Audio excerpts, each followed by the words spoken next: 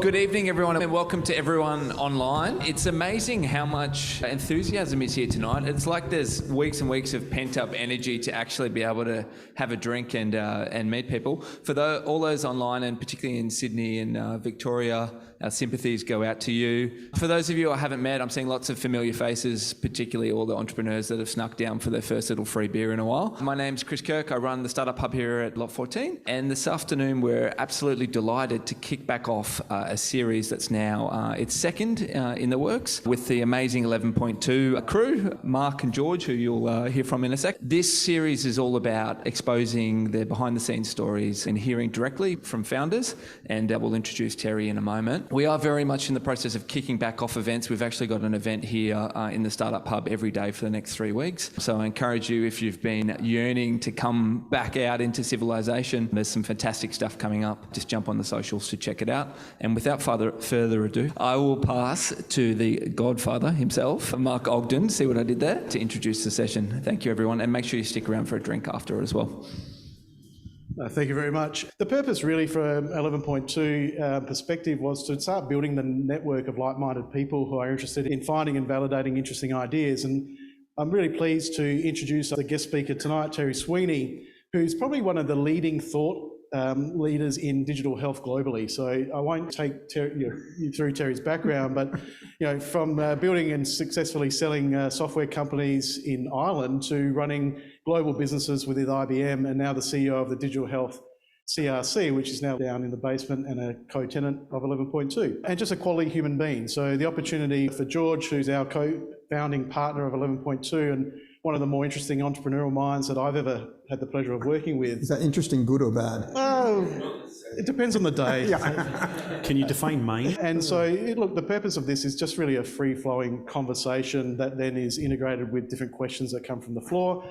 There's also a few people online, so I'll be monitoring any questions that come through online and just facilitating questions there as well as in the room. Digital health is a really interesting one. It's one of those things that you will have a real need to interact with, but you often think that's going to be later in life rather than earlier. And so it's one of those things that you don't really fully appreciate until you're in the moment. So without further ado, I want to hand over to George and Terry to start the conversation.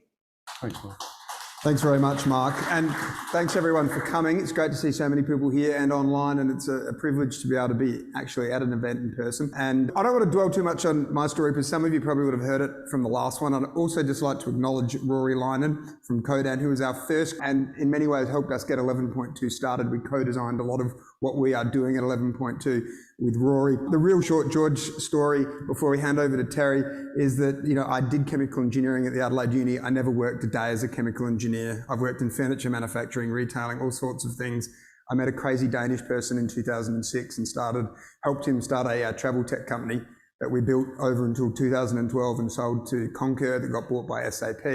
I then started a retail tech company in Sydney called Boodle that was not successful in respect to providing a return to investors, but I'd like to use the language that we got it wrong the right way. We raised a lot of money and we tried really hard to do something really meaningful. I then moved back to Adelaide in 2018 and promised that I wouldn't get too engaged in startups again, and joined the board of the RAA, the Flinders Governing Council, and the State Government's Entrepreneurship Advisory Board, which has had a role to play here. And I still remember being in this building, literally in this room when it was a construction site, and to be able to have been right there from the beginning of this in April 2018 to the plans to redevelop it, to the selection of stone and chalk, to the Space Agency, the Space Discovery Centre, and just to look at the energy and enthusiasm for what is happening here is palpable. And that, led me to leaving the Entrepreneurship Advisory Board because it was time to do something fun again. So with Mark, we've started building 11.2, which is all about entrepreneurial innovation for large corporations in a collaborative way. And with Codan and REA, we've co-designed that model. I think it's a really interesting way to bring innovation to large organisations, and hopefully as a result of working with them, they'll spend more money with startups as customers, because our objective is not to create new businesses, actually to help companies actually understand problems properly, understand ideas, how to solve them. And I have an involvement in a space company that's currently in the process of raising. My role here is to ask Terry lots of questions. So from that perspective, I'll hand over to Terry, because I think he's got a unique and interesting story. Thanks, George. I think I'll preface it by saying I'm actually 78, because it feels like it. Some of the experiences I've had, and certainly not a linear journey. Thanks to everyone, including 11.2, for allowing us to come in and have a bit of a chat. I'm sure we'll get into what we're doing with the Digital Health CRC downstairs in the MIT Living Lab. We've got a big launch event coming up in the next couple of weeks with our beautiful friends at Stone and Chalk. But I guess kicking things off with my journey, not too dissimilar to you, George, not with the flair for hair, but other than that, very similar, and not space. But so I grew up in the northeast of England, born in Ireland, and hence the funny accent, and grew up in a pretty interesting environment, council estate, single parent family, next door neighbour was a drug dealer, all that kind of stuff. We all have a story, but quite humble beginnings. Went to a comprehensive high school where, from an education point of view, it was much more about survival at high school than it was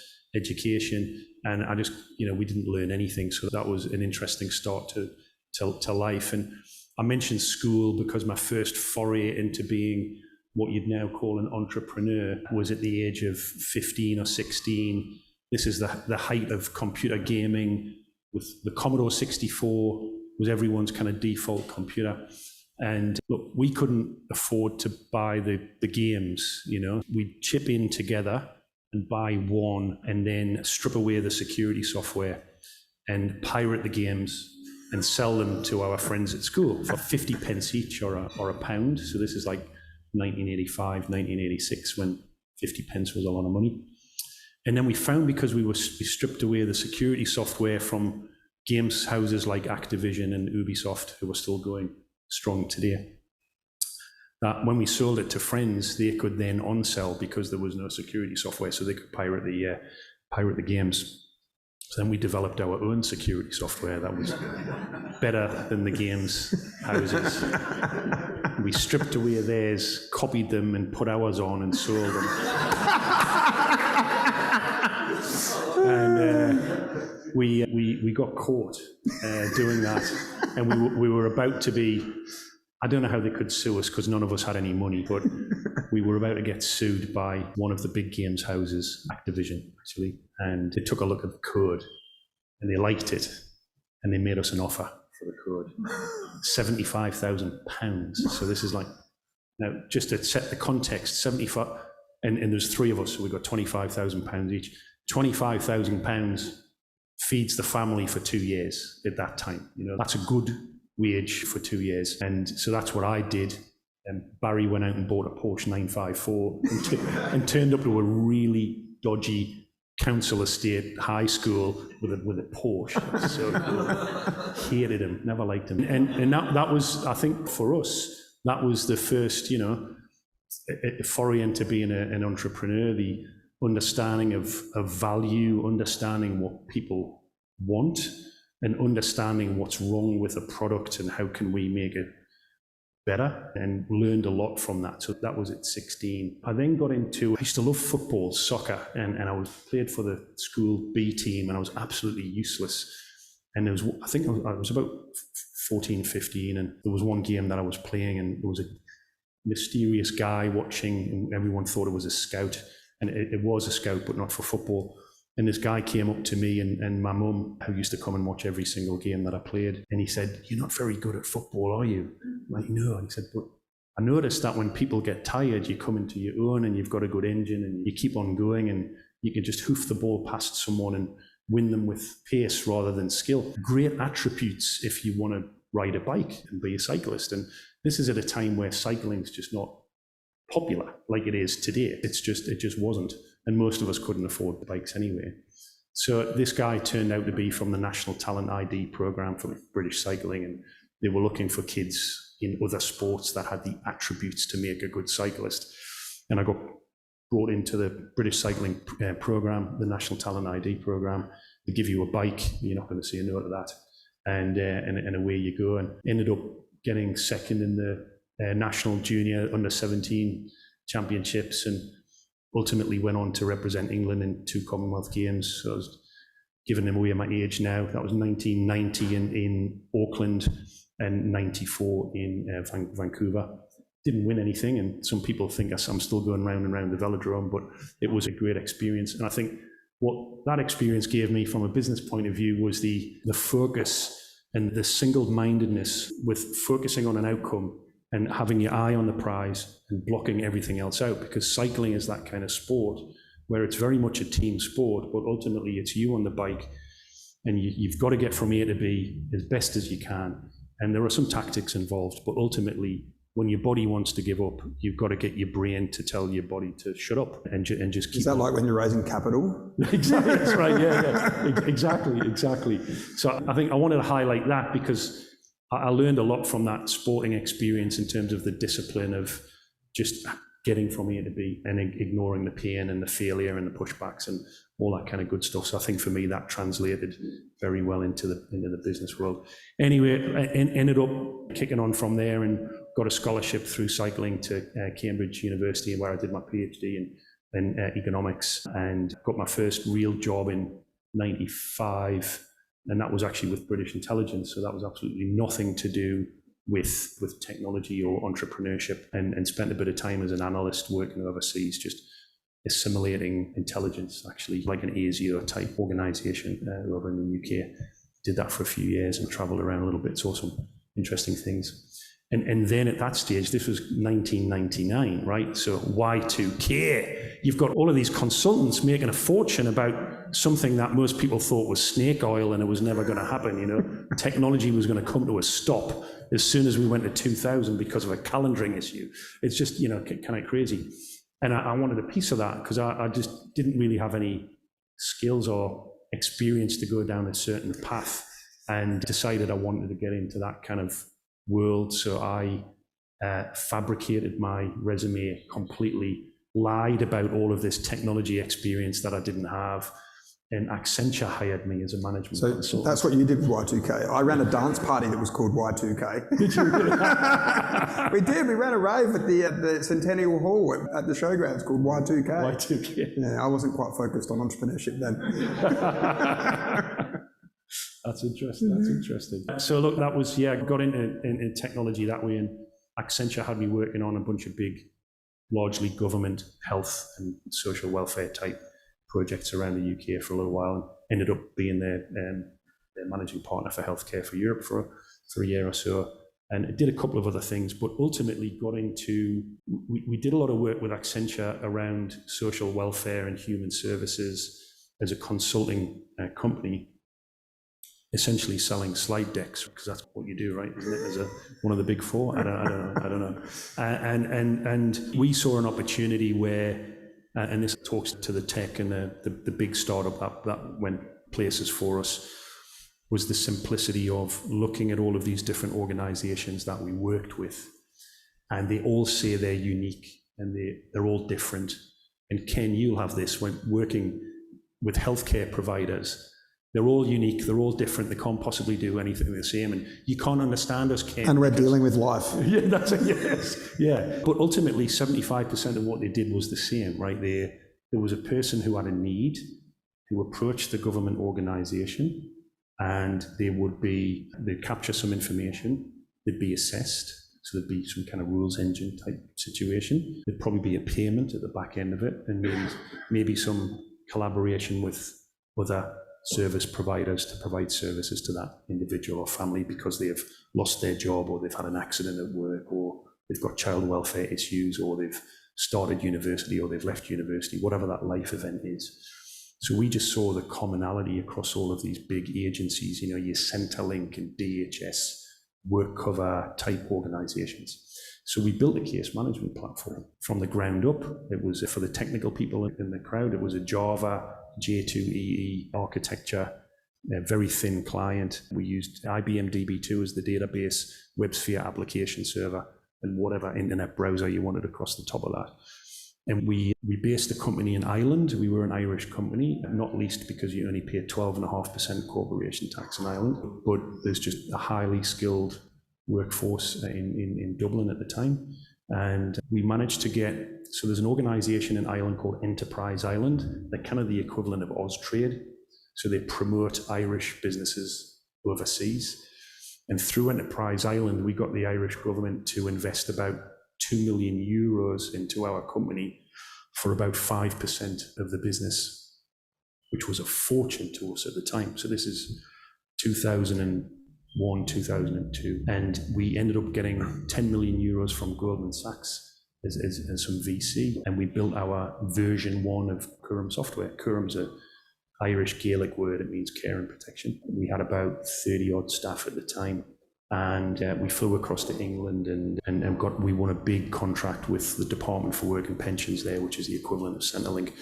And that just propelled us. Anyway, fast forward 10 years of building that business up and working around the world with that business, really focusing on the essential needs that people have that are in the vulnerable end of our populations. You know, the single parent families, the people with a disability, the people who have lost their job, the people who have had accidents at work, etc. And how do we make it better for them to access government services? That's what the Curum software was all about. So anyway, we started to do a lot of work in New York, and for the Department of Labour in New York, in Albany, upstate New York, we decided to do their unemployment insurance system, and we did it for free. And in return for that, New York State gave us so much work. And I forget the governor's name at the time, but he was Italian, and he was coming up for election, and the Irish hated him. So he used his relationship with us as the poster child for how well he gets on with the Irish community. And we played along, we got re-elected, and we continued to get lots of work from New York. But then we ended up we got about 10 of the states in the US for the Affordable Care Act Health Information Exchange. So this is the Obamacare, helping people find affordable health insurance. So we did 11 of the states in the US for that. And at that stage, we were going up against SAP and Oracle and Salesforce and all of these big platform companies. But what we had that they didn't have was subject matter expertise, because you can use Oracle and SAP and Salesforce in any industry you like.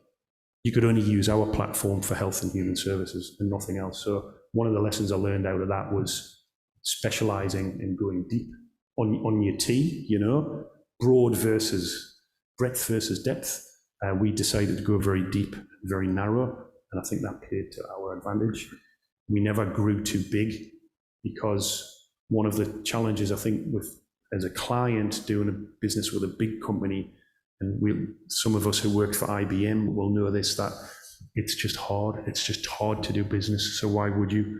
And then it ends up becoming very expensive. But didn't you sell the business to IBM? We did, yeah. So on the 19th of December 2011, we got an offer from IBM which we couldn't refuse. That was about 300 million euro. How much? 300 million euro. We all had a piece of the company. Megan worked for us, was number 1 employee here in South Australia back in the day, and now works with me at the CRC, which is very cool. And so we ended up selling the company because ultimately, other than the cash, they could take it places with their reach that it was impossible for us to do. So we sold out in the end.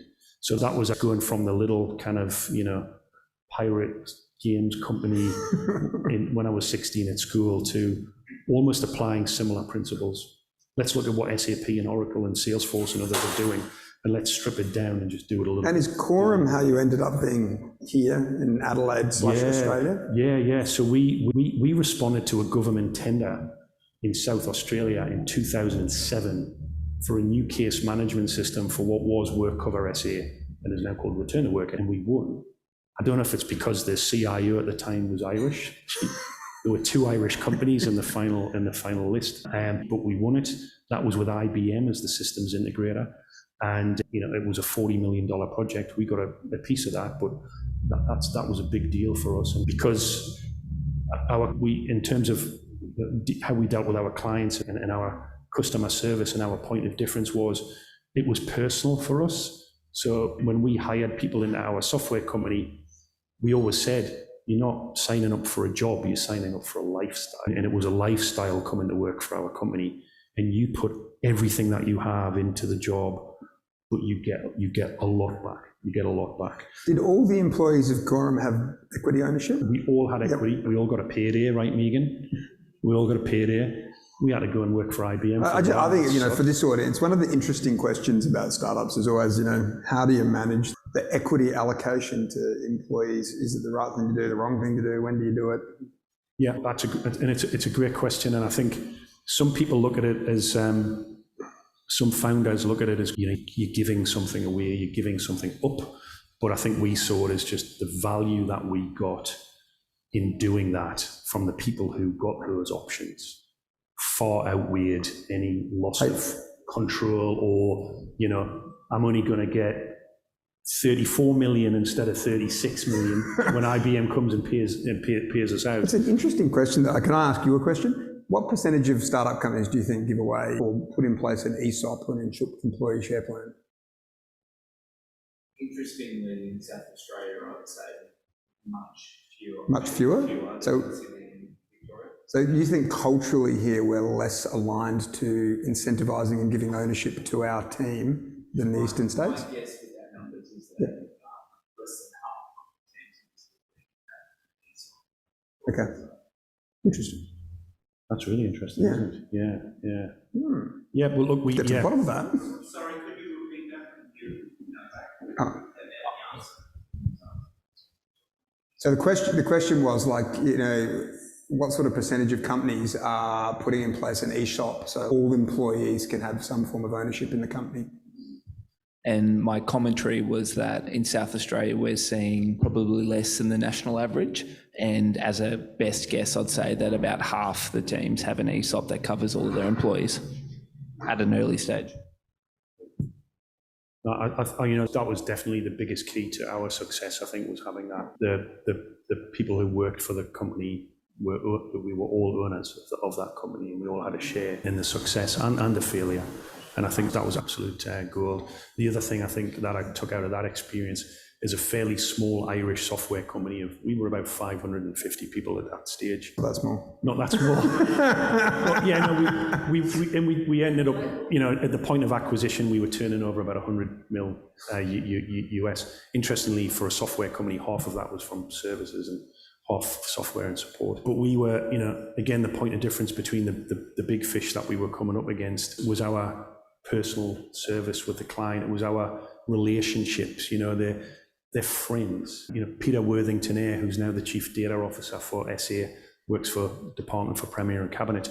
He worked at WorkCover at the time, and he was on the selection committee, and we couldn't go out and have a beer because it wouldn't be right, because they were selecting which software company to use, and then they chose ours. And he's one of my best friends, and I was groomsman at his wedding, and I'm not saying you need to go that far with every client, but make it personal. Hey, you got to do whatever you got to do to get the revenue. You got to do whatever you got to do to get revenue when you're a startup. I'll tell you some stories. I can tell you about some of the business we did in China, and some of the casinos we went into in Macau.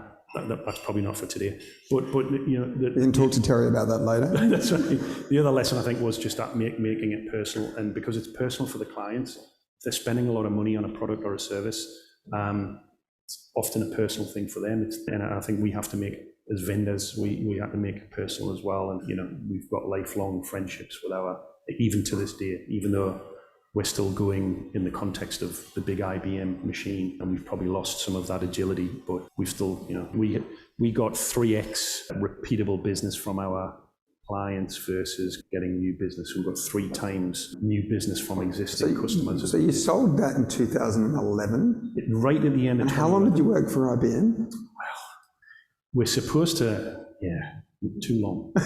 Too long. And Paul, you worked for IBM. Megan, you worked for IBM. It was horrible. So, are you sure you want that on file? Yeah. Can we bleep that? Okay. They can't claw the money back. It's too late. They do look. Yeah, and this is. They have a role to play. They have a role to play, and this is the contrast I think of working for big tech. Now, I think IBM's culture is a problem, and I don't think Amazon and Google and others have the same kind of cultural issues that IBM would have. But it's a company of 370,000 employees. It's hard to be, they had this saying like treasure wild ducks, which is them saying to you, you can be an individual, you can have diversity, you can be who you need to be and do business the way you need to do business. Treasure wild ducks. It's a wonderful thing. They did not tolerate wild ducks. 2011 till 2020, IBM, 9 years. Yeah, 9 years, and now the Digital Health CRC. Yeah. So, startup, fast growth, exit, IBM, Digital Health CRC. I got a question. Yeah. Which one's faster, Digital Health CRC or IBM? Digital Health CRC is faster, definitely. However, the fastest deal I did in IBM was we were talking so I spent about 8 months in Beijing, and we were working with a state-owned enterprise called China Electronics Corporation. They were an IT services provider back in the Chinese government, owned by Chinese government. And they had a license to access everyone's health data in China. And they were only one of 3 organizations, and they were the only one that was owned by the state and connections to the party. And they're like, we've got all this data, we want to monetize it. Come in IBM and build us a health data platform. And we formed a JV with them for $1.2 billion US. And we got that deal done in 3 weeks. Okay, I've just got a really curly question. I watched this thing on Four Corners last night about AI and data in China. And as a result of them having access to data, will they have an unfair advantage that's unassailable to the West, where we respect the privacy of data? Like, that's a great question. I think the answer is, I think the answer is, I've been thinking about that since last night when I watched Four Corners. Yeah, I think the answer is actually is absolutely yes. I think one of the things, I don't know if you find this, Ken, one of the things that pisses me off about Australia and other OECD countries is this perception of data, privacy, security, sovereignty. And I think we have to put the right checks and balances and security in place. I get that. But if we're talking about health data, it shouldn't be a conversation about privacy and security. It should be a conversation about how can we get insights from that information to drive better decisions. Because in the OECD, less than 50% of medicine is evidence-based. So every second time that you go and see a doctor, they're making a decision on the evidence. Every other time they're not. What are they making the decision on then? It's a bit of judgment. It's a bit of memory recall. It's a bit of what did I do in my training back at university. Now that's part of it. Part of it is a typical healthcare organisation like the Royal Adelaide or my GP on Hutt Street. They only really use about 15% of the health data that they have in their own systems, and that's to date because they haven't really had the technology available to interrogate all of that information. And I think with the emergence of artificial intelligence and machine learning, at IBM, the marketing was 5 years ahead of the technology, absolutely. And nothing wrong with that, by the way, if you're in a startup. That's exactly what you have to do. If you're in a startup, you've got to be ahead. And it made it painful for other organizations who were doing AI in health, and it almost gave them a bad name. But ultimately, Watson can read 800 million pages of unstructured data and assimilate that and make sense of it. Natural language processing ability of AI and machine learning is absolutely fantastic. So having technology like that to be able to see the data that a healthcare organization has and drive meaningful insights from it. If I'm in front of my doctor and I've just been diagnosed with stage 2 lung cancer, heaven forbid, do I want that doctor to have all of the information available from all around the world to make the best decision possible on my treatment program? Of course I do. Who can argue with that? But in Australia, when we saw the rollout of My Health Record, for example, and the Australian... I just want to do it. Put your hand up if you use the My Health Record. No, we're probably... Not a lot. And just a second, keep your hand up if it's added any value to you. We've spent, just put your hand up if you're happy about the fact that as taxpayers we've spent 1.5 billion. About that, yeah. Not happy at all. But so I think, the conversation when it was rolled out was all about privacy and security, and is my employer going to be able to see that information? Is my insurance provider going to see that information? The conversation should be, and technically it has work. That aside, the principle of having that information available for clinicians and healthcare professionals to use to give you a better service, no one can argue with that. But the way it was managed was absolutely terrible. I got one more question. So I met you a couple of years ago in Adelaide. I was, the managing director of IBM Watson Health in South Australia. That's a good thing for the state. And I remember you were umming and ahhing about whether or not you were going to stay here at that point. What's your reason for staying, and observation of what's happening across the sort of North Terrace Boulevard? The precinct here, the universities, what do they call that precinct down the end there? Like the cheese grater building and... Biomed City. Biomed City, that's it. Maybe they need to do something on their branding. That's right. But what's your observation of everything that's happening here from a digital health sort of perspective? Thanks, George. And you're right. I think, with the IBM job, which I left around about this time last year, to your point. I came back, I was doing some work in Austin, Texas, just as COVID hit, and I came back, and I spent my 8 years in IBM splitting my time between Boston, Tokyo, and Sydney. And Boston, one of the top 3 medical research cities in the world, alongside London, and actually Melbourne has 22,000 medical researchers. And then, so we've got that from a kind of health and medical research angle. When we think of innovation, we think of Israel, right? We think of what's going on in Tel Aviv and Haifa in the Israel startup. We don't necessarily think of Australia, and we don't necessarily think of Adelaide. And I think, when I came back and I was deciding, when I left IBM and I was deciding what to do next, I picked up a little bit of work working for my friends at SAMRI and at the Royal Adelaide Hospital, at Flinders Medical Centre, and a couple of other places. And I think what struck me, George, was number one is the opportunity here. I think, globally, digital health is worth about $200 billion as an industry. It's going to go up to about $500 billion in the next 3 years. So it's a huge market. It's largely white space. We've got a lot of people doing disparate things, but there's a lot of white space to grab there. So I think the global opportunity is fantastic. Cities like Boston, of course, are well geared up to take advantage of that. Countries like Israel are well geared up to take advantage of that. Never thought of Australia as an innovative nation. And we think we are, but I don't think we are. We're not Israel. We're not close to Israel. But after poking around and doing a bit of consulting work here in Adelaide, number one, I hadn't realised the breadth of capability that we have at the other end of North Terrace with SAMRI, with Adelaide Uni and Uni SA and the facilities that they've got there.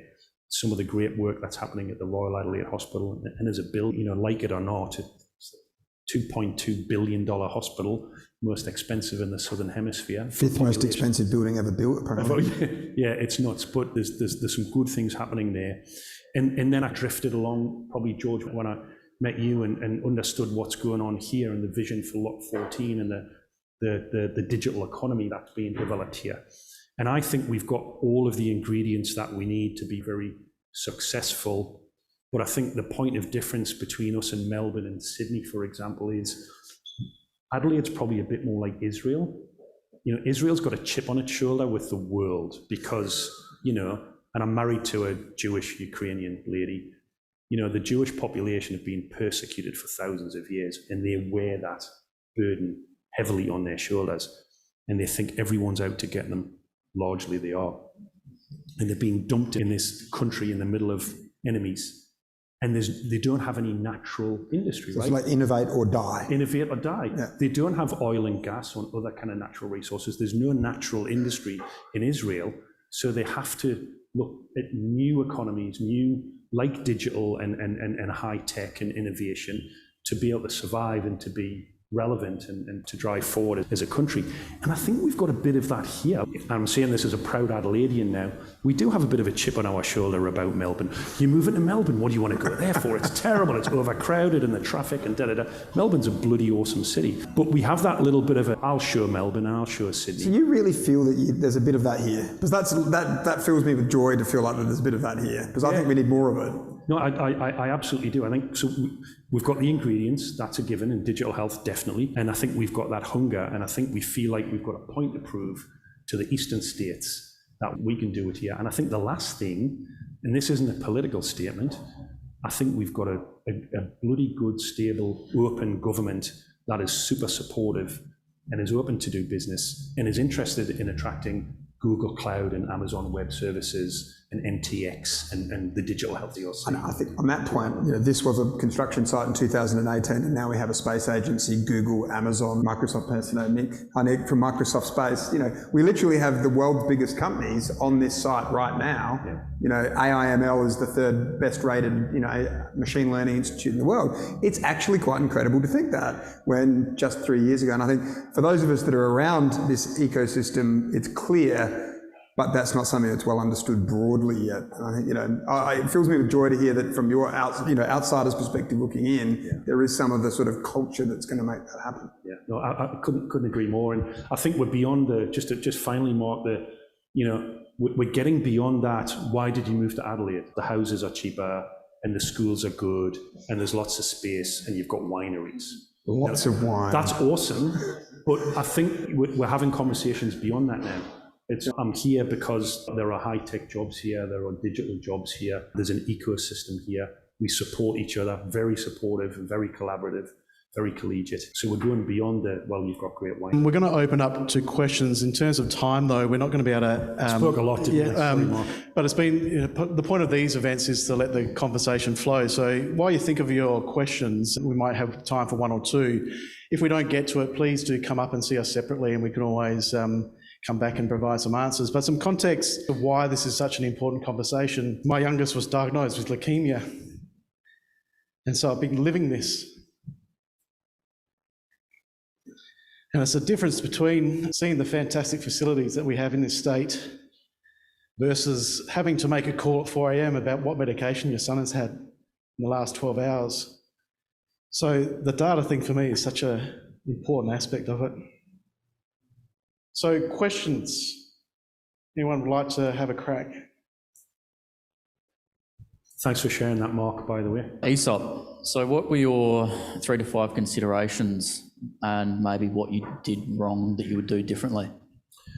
In terms of having employee buy-in and that kind of thing, I think it worked I think we should have done it sooner, because we were about 4 or 5 years in before deciding to send out, give folks options which are only worth something when we either get acquired or what have you, or go to IPO. I think we could have done it a little bit sooner. I think pushing back a little bit more on our other, because you can imagine, right, so Goldman Sachs had a piece of us and the Irish government had a piece of us, and we were then saying, well, we're going to give a piece to every single employee, and they'll, hang on a minute, that's cutting our lunch.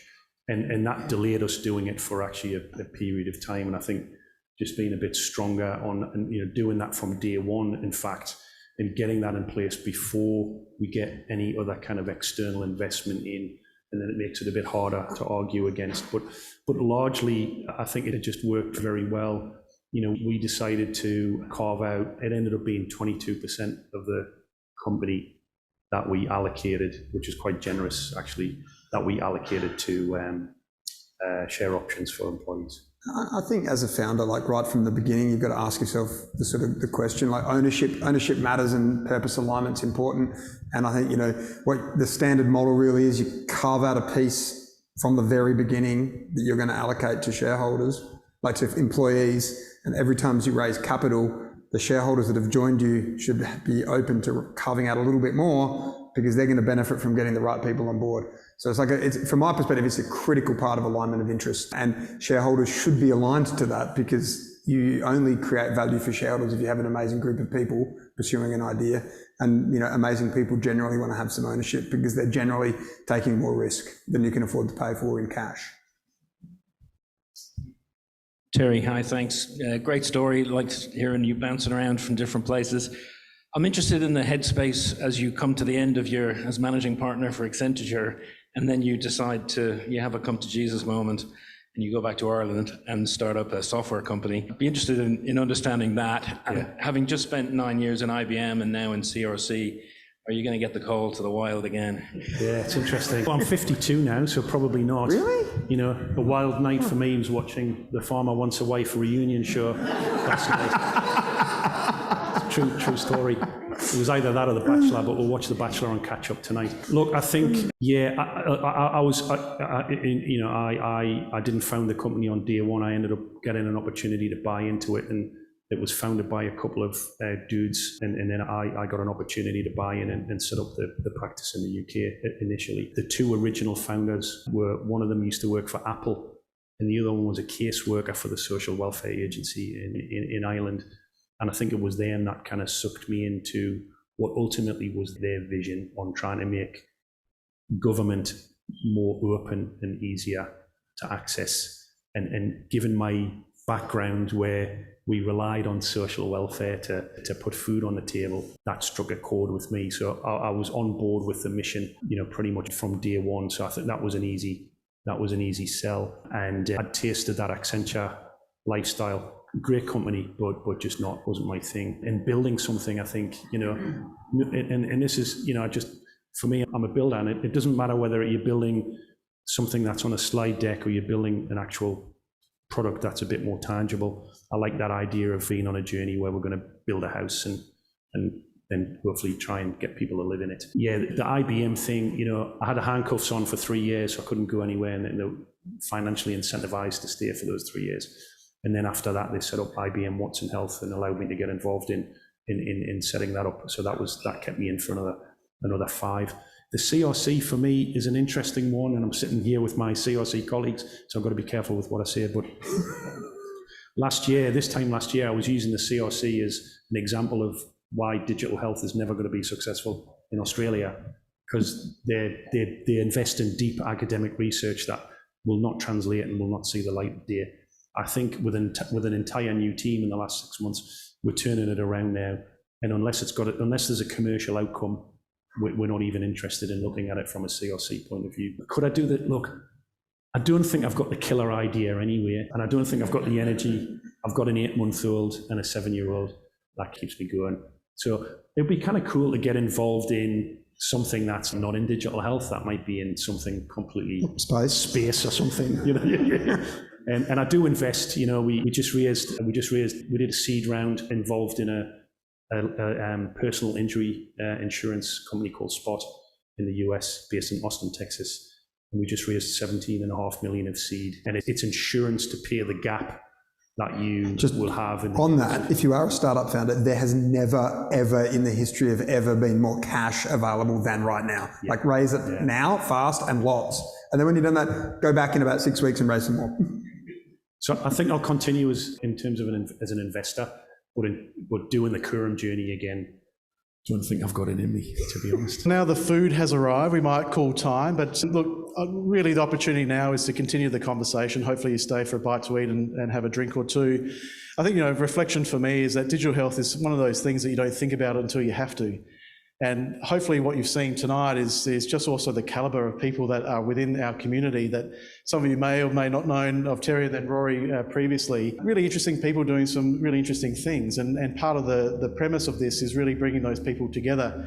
Remiss of me earlier, but to say that this is an event really that 11.2 but Stone and Chalk and Lot 14 are initiating to really build out that community. The view is the second Thursday of every month is that we hold this fireside chat type event where we just talk to interesting things in a real casual sort of conversation. So thanks everyone for coming. Hopefully you found that of interest, and please join us for some food and a drink or two. Thanks everyone.